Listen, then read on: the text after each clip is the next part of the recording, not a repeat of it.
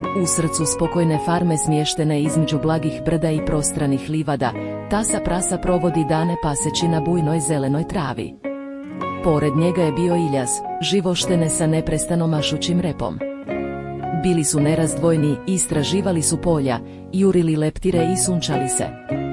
Farma je bila živo mjesto ispunjeno smehom i kuckanjem pilića. Mačak brkomudrim očima patrolirao je štalom, dok je magarac Bajdi strpljivo stajao pored ograde.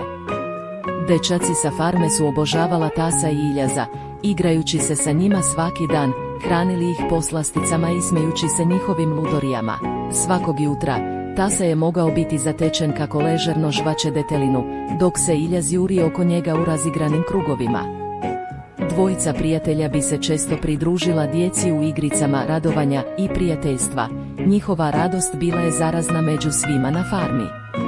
Kako su dani prolazili, Tasa i Iljaz su postali omiljena ekipa farme, a njihovo prijateljstvo simbolizira harmoničan duh ovog mjesta. Bilo u hladovini hrasta ili u izležavanju pored bare, njihova veza među sobom i drugim životinjama donosila je toplinu i sreću svima